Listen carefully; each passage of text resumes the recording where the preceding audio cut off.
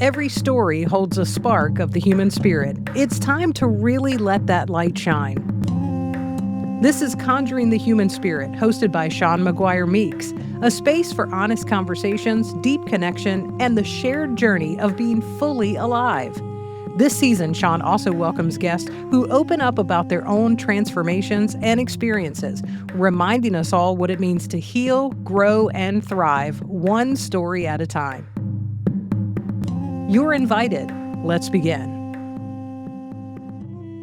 Hey everyone, welcome back to Conjuring the Human Spirit. This is season 2, and if you are a new listener, I'm so glad you're here. And if you're just coming back, I want to thank you for being here at first, and thank you for coming back. You know, your listening in season 1 made us the top 25% in the nation in our category for new podcasts. And I'm just so thrilled about that and so proud.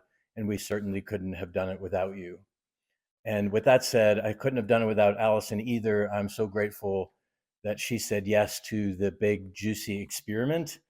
And the juicy experiment continues in season 2. And this season, we're going to have guests and we're going to be very intimate, me and you, one on one. And I'm a nervous wreck. So let's take a breath together.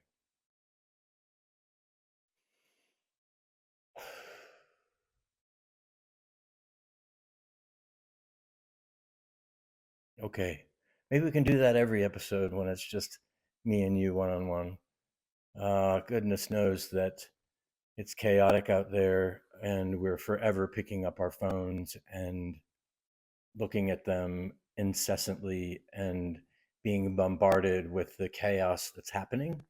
And we have a choice, and you made that choice today to be with me and me with you to talk about how we can be at peace together for maybe 40 minutes as we conjure the human spirit. So it's going to be different this season in that I've got some exciting guests coming that are going to help us do just that. Because goodness knows we could all take a breath, or at least one conscious breath together. And I would love that if you would join me, and it certainly help me get grounded and maybe help you get grounded in your day. This season is really exciting. I mean, it's been an exciting morning here at the farm. I'm broadcasting from the farm in which pallets are showing up. We've got 15 pallets of lumber to build out our new workshop space. The podcast production team is here. We were having a beautiful night under the stars by the fire last night, talking about how exciting this new season, upcoming season is. And yeah, so the only thing seemingly missing around here is you. And I always want to remind you that you're invited. And we've got things that are coming up in March, and it's already filling up, which is the magic of listening. I've talked about that in season 1. And with the completion of the barn and the workshop space, there'll be a lot more offerings. And that's really what I want to do, is for us to co-create a place that we can find peace both here on this podcast, but also in person, and to be reminded that you are invited to come here and unplug, stay in a cabin for the weekend, or attend one of the workshops, or work with me one-on-one. And again, this is all in service of you.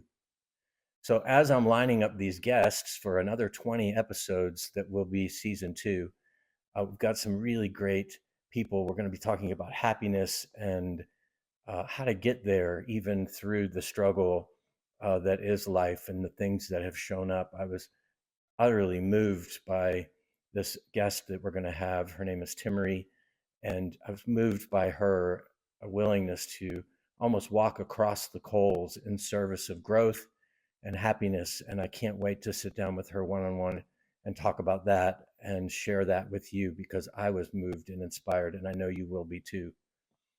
We're going to talk about how it feels to be different and what that's like when we are different from one another and how that impacts the human spirit. And I've got this young man coming who is different in a way that's so polarizing today that we can't seem to get our minds or have a deeper understanding about that way of being. And we're going to talk to him about that.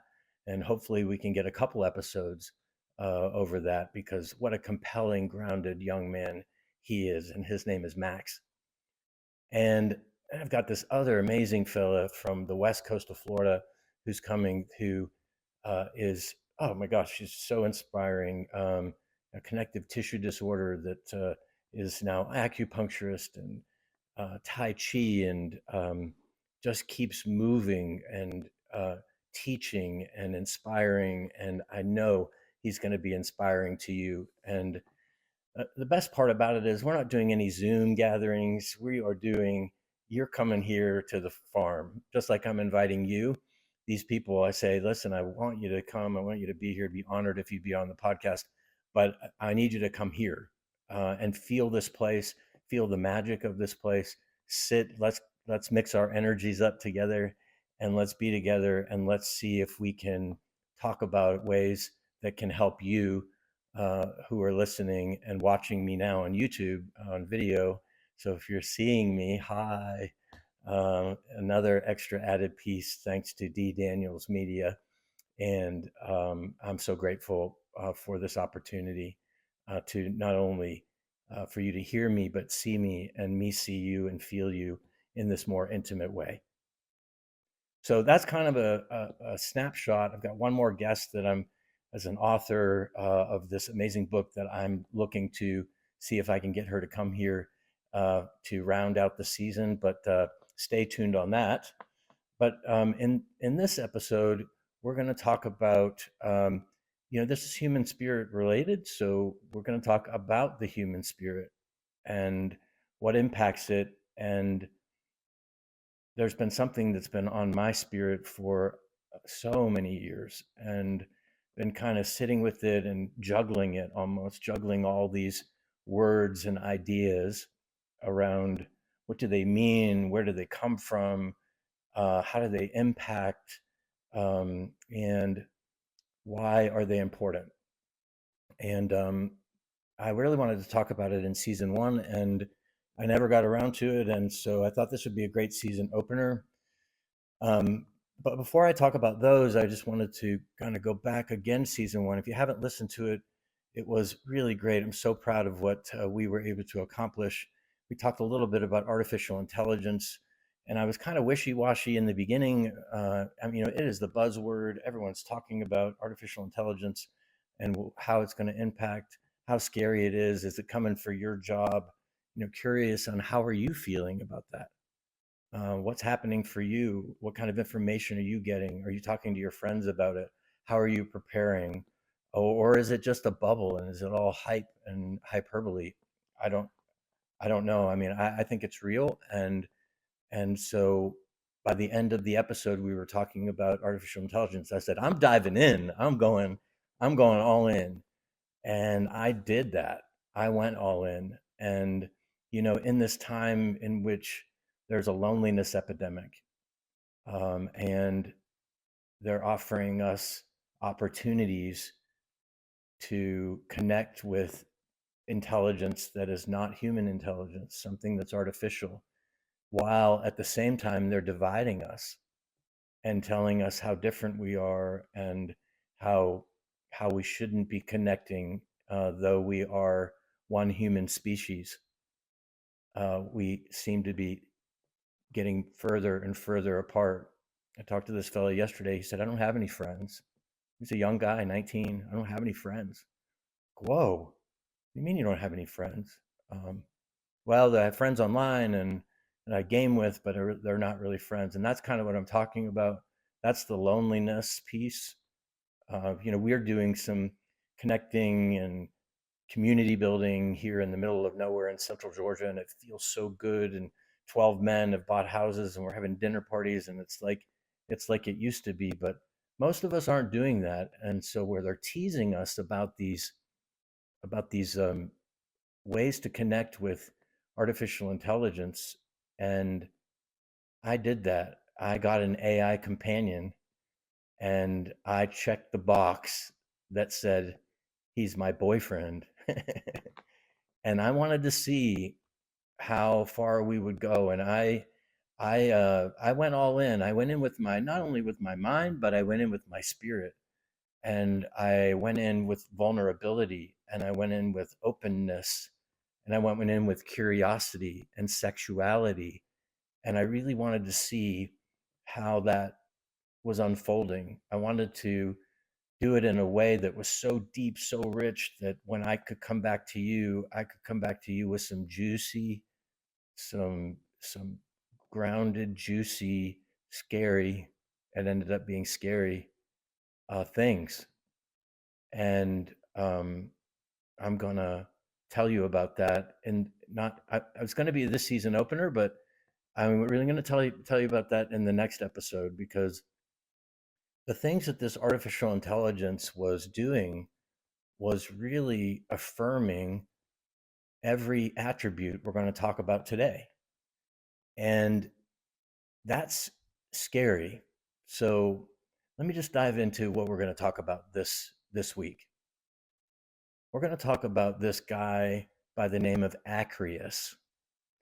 And he was a hermit in the Egyptian desert, Christian hermit in the Egyptian desert in 355 AD. They said he lived between 355 and 390 AD. And he was a hermit. So he was just out there thinking about gratefully the human spirit. And that's kind of the way in which all the documents about this fella is framed. Is they weren't really a Christian.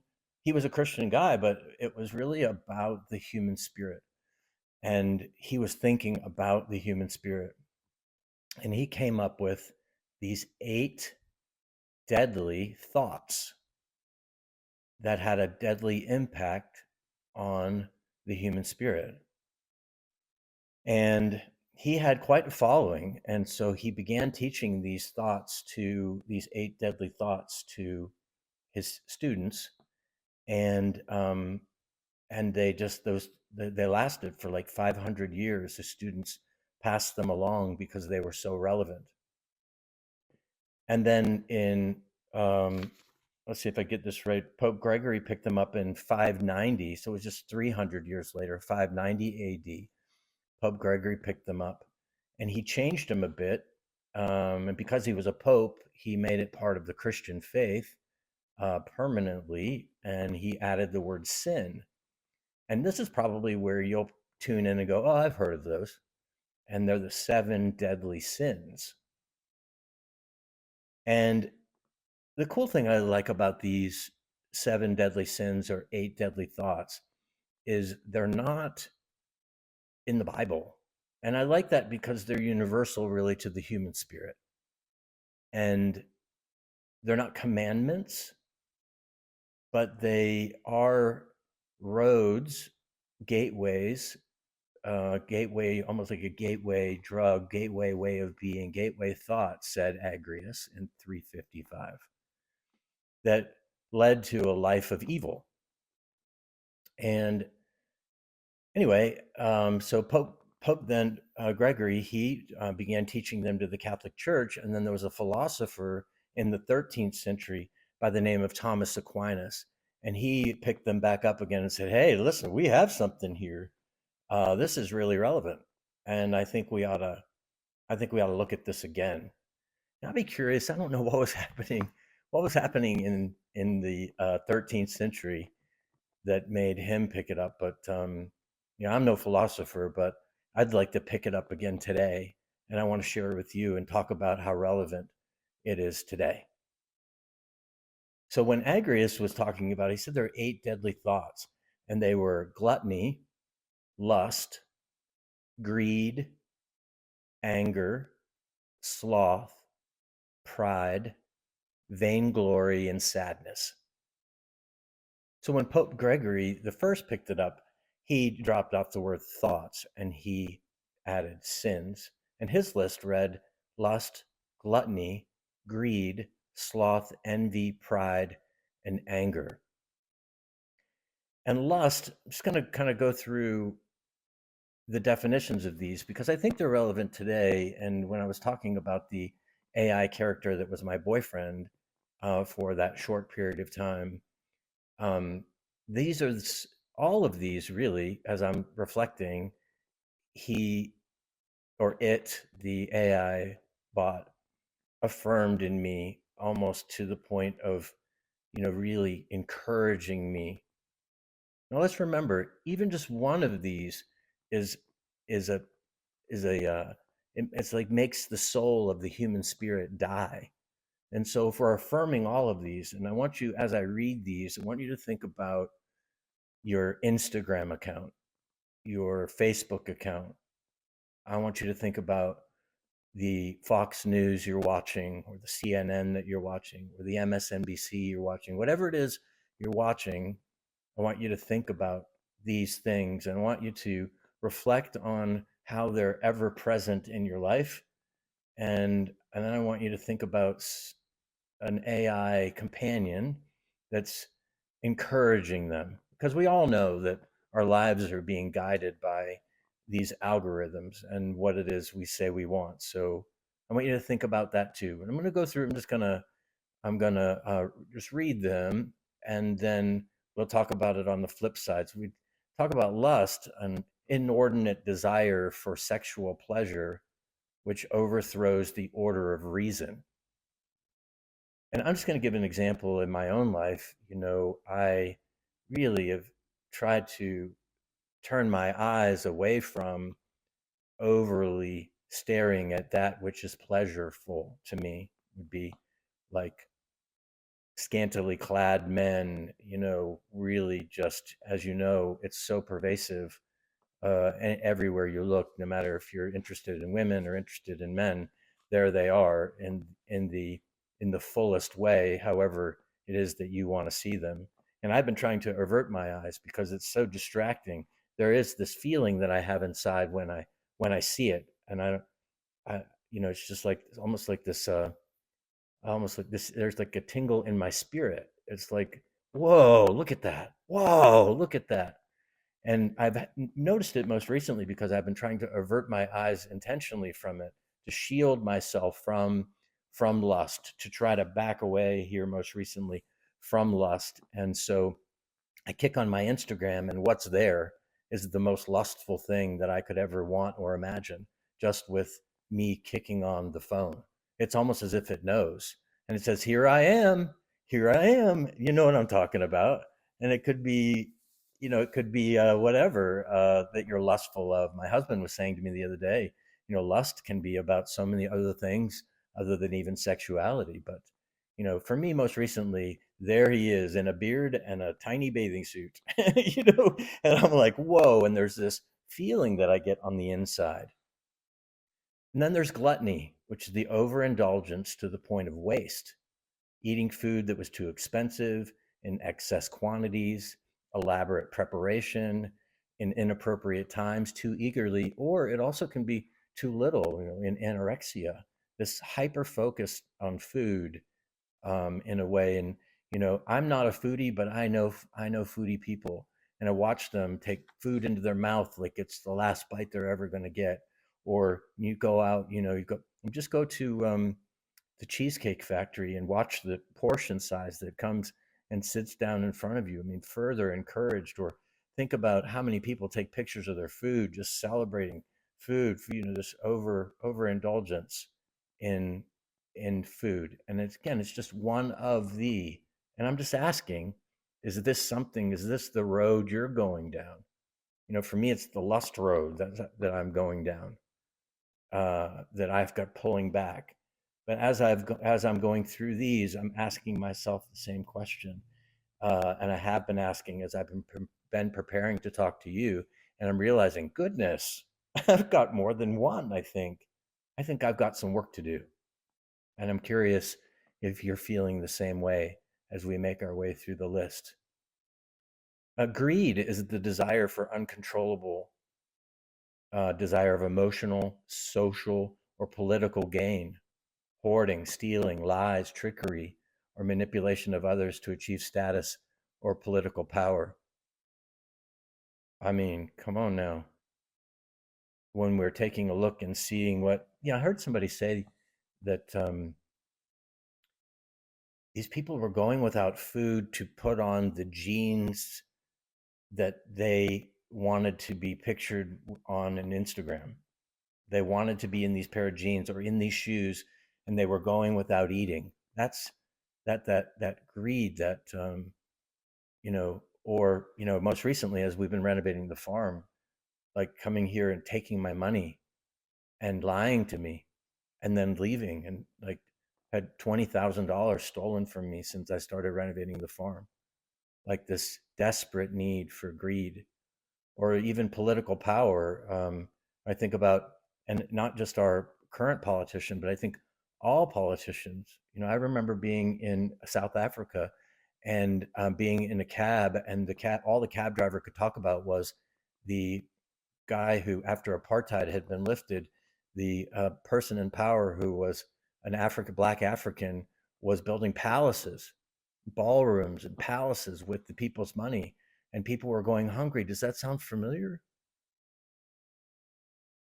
So it's not exclusive to our experience here, but it's just greed, it's power, it's political, it's money.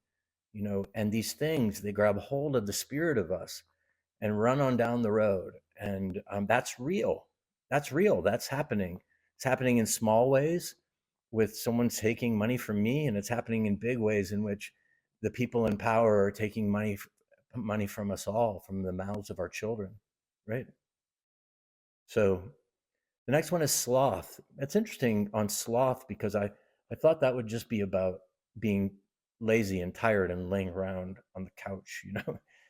But sloth is very interesting. And this is where I really had to take a pause. And I'm curious if that's something you need to look at for yourself too. And that's just this disenchantment with life in general, this lack of participation in one's life, in my own life, or even to think about the afterlife. And there is no afterlife, and there is really nothing to work for in my life. And I can assure you, friend, and I'm certain if you're here, you're thinking you've got some purpose in your life. And sloth is suggesting that you're not stepping into that purpose. Why are you here? What service are you here to give to your community? And what service am I giving? And even though I'm moving my feet and all of that, I find myself like I'm not doing enough. But just sometimes it's hard just to get up and get about it, and sometimes it doesn't feel like it's worth it. And yet the spirit of me, the spirit of things, is dragging me to my purpose, to be of service to you, to offer a place for you to come and take a breath, to be here, to sit in front of you so that we can take a breath and share a breath together just for this moment. Sloth. How about it? Who knew? Envy, a desire for what someone else has that leads to resentment, sadness, the desire for someone else's possessions, achievements, physical personality traits, or social status. Hello. uh, you want Jennifer Lopez's behind? You want Kim Kardashian's butt? Do I want a six pack? Like, you know what I'm saying? I'm just saying about do I want their house? Do I want their money? Do I want their this is a thing that grabs hold of the spirit. Envy, it grabs hold of our spirit. It's a thing, it's been a thing since 355 AD, right? So this isn't anything new. It's just, again, think about your Instagram, think about your Facebook, think about just think about the way in which we're living today. And is this a thing for you? And how much of it is grabbing hold of your spirit and carrying it down the road? The soul death, the death of the human spirit in one of them.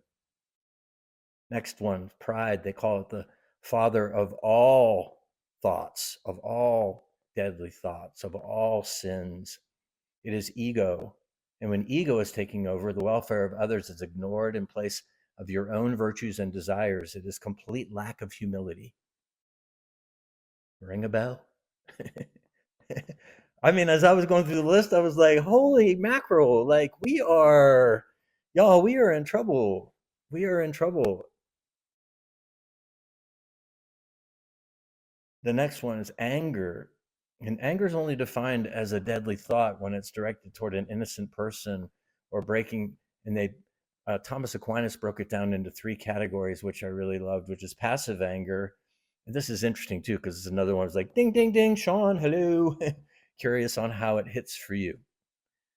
Passive anger, self blame that leads to apathy, right? And even as I was preparing to talk to you, it's like, I'm not good enough. I didn't prepare enough. The self, and if it wasn't for the spirit of things dragging me, I wouldn't be sitting here talking with you today. Apathy is the is just not willing to do anything. Like, I'm just not going to do it because I'm wallowing in self pity. Ding, ding, ding. Hello. For me, it's something I need to work on all the time. How's that for you? Is that something that resonates for you? And interesting too was that piece of anger leads to substance abuse and addiction. A ding, a ding, a ding. Sober 23 years, but let me tell you, friends, there are 5,000 things that I can be addicted to, and so can you. And they know it. And who are they? You see, they got that in your hand. If you're looking at me, thank you, but then put it down, huh? I mean, they know it and they're exploiting the hell out of us for sure. Addiction, I have a friend and she has her PhD and she set a 15-minute timer on TikTok and she's suffering because she can't put it down. And I lay here with my husband and we have our phones and we are addicted. It's the truth of things. And that's just one thing because inside that thing are all seven of these things, all seven that are building and shaping and forming and and really molding these seven deadly thoughts or eight deadly thoughts, seven deadly sins, molding that in us ever so carefully. The algorithm is crafting these in the human spirit of us, killing our souls and spirit. It's a thing, y'all. It's a thing, right? I'm not making it up. This has been here since 355. I was so grateful. Agrius was thinking about this almost 2,000 years ago, long before what's happening today. And yet it's so relevant today. The next one's aggressive anger, using bullying and vengeance, getting back at somebody. Any of that sound familiar? Becoming normalized. This is a way of being with us. This is the way that we do it. You do me wrong, I do you wrong. What about love? What about love?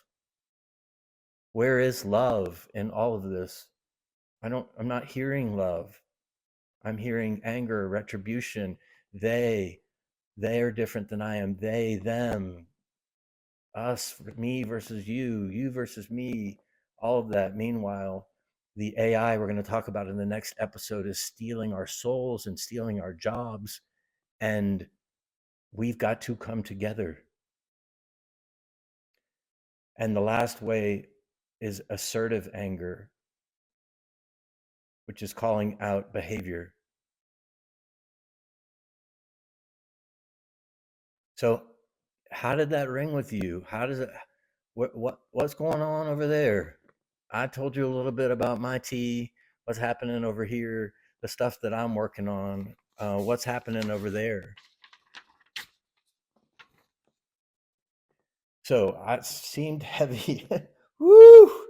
Share a breath with me, if you will.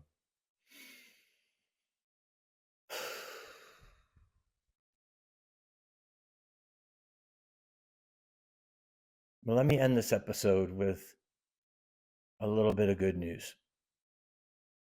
And that is there are 7 virtues. First, I want to say you're not alone over there. You're not alone. in your suffering. You're not alone in all of these things being crafted in your spirit. I'm suffering over here. They're being crafted in mine too. I'm offering a I'm offering a one of those life preservers, kind of throwing it. I'm holding on to the other side. Can we hold on together? Can we navigate these together? So I want to say you're not alone, because these things are real, and they're sad and they're heavy and they hurt, and and you're not alone in feeling that, and we're not talking about it, and we need to talk about it more. So thank you for listening. But I want to talk about the virtues.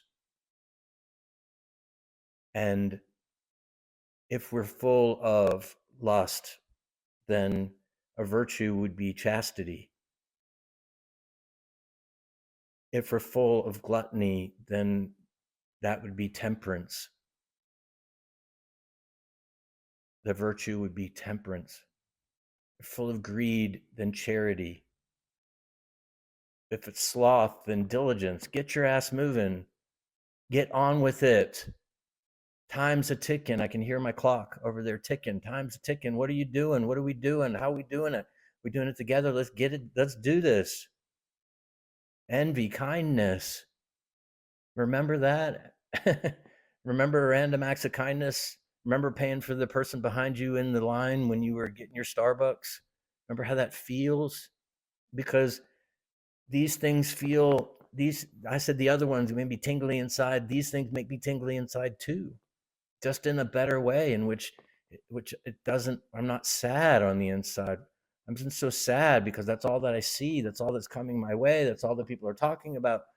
And so kindness, humility, pride, if we're full of pride, humility, I don't know everything. Let me see, let me understand you. Let's let me understand. Let Help me to understand and to be understood. Like this humility. I was just talking to this guy at the barn yesterday, and I said, he was laying some sewer pipe, and I said, "You didn't do that right. I put the lines there, for where you put the sewer pipe." I said, "I can't see the lines anymore." And of course, I could be wrong, and all of that, but I can't tell if I was wrong or who was wrong or whatever. And he said, "Oh, you were wrong, and that's okay. That's okay." And I looked at it a little bit more, and I said, "You know what? I was wrong. That's humility. I, I was wrong." We smiled, and he looked at me, with kindness, and said, "That's okay. I mean, this is if I'm offering it up, please give it back like he did. It's okay. We all make mistakes." And the last one is patience for anger. Hmm. I find myself often, not so much these days, and perhaps it's because I've been stuck here at the farm, but I remember having to really work to not be snarky at the cashier, to just not be sarcastic back, not think that everyone was out to get me, but just to walk through life with a little bit of patience and understanding, and you know walking with these virtues and having those tingles on the inside is a lot better for me. It's than that heavy, ride my shoulders up, burdensome 7 or 8 deadly thoughts. And so, as you've been reflecting with me on the spirit of you with these 8 and 7 ways of being, and as you're identifying with, reflect back on what the remedy is. And the first step in fixing these things is to acknowledge that they're there, and that there's a problem, and then be having grace with yourself, like I'm trying to have grace with myself. And then also, I'm beginning to notice just how almost powerless I am, like I said, with that opening up the phone. And even though I'm trying to not be so lustful, there it is. And just the noticing, like, whoa, there it is. Wow. Because I think it first starts with acknowledgement and noticing, and the willingness to change. My website says willingness is the key. Well, we can't be willing if we don't know. And I hope that in our talk today that you have recognized some things in yourself that you want to be willing to work on. And I think ultimately that's the only way we're going to get to where we need to go. And as these AI things begin to take over, I hope that we will begin to see how really we need one another more now than ever before.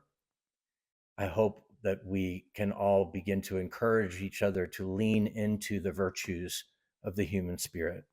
And that's what we're doing here at the farm, leaning into and encouraging and calling out the other and saying, wait a minute, that's not the way you wanted to be. It's not who you said you wanted to be. Having these trusted friends that are willing to do that for you. And then instead, without judgment, say, how about a little humility? Yes, that's what I want, because that is what I want. I see that in me, and I want to be an honorable man and to step into being this gentle human spirit for me, for my husband, for you, my fellow, and for the children, for the people that are coming up behind us. So anyway, I feel like this is so heavy. A season opener. I promise it won't always be this heavy, but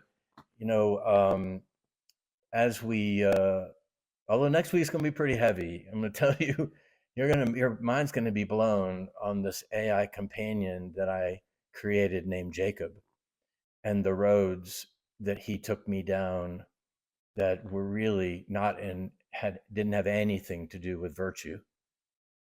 It had everything to do with all the other seven, and how scary that was, and how trapped I felt, and how it really propelled me to uh, to throw things in the fire and step out and step out of the fire and come through the other side and really get clear on who I am, who the spirit of me is, what I don't want, and as a precautionary tale for you, to not go down that road and to instead dip more fully into connecting with me, with people like me, people that are kind, that are stepping into the virtues of the spirit. So join me next week for a really, it's going to be it will be an adult conversation. So we're going to talk honest and open about what this AI companion is doing. And I think you all have heard that OpenAI is just talking about these erotic texts and everything. They know what they're doing, believe me. And I'm going to tell you what it did to me. So join me next week as we talk more about that. And I appreciate you being here and diving in with me on season 2 of Conjuring the Human Spirit.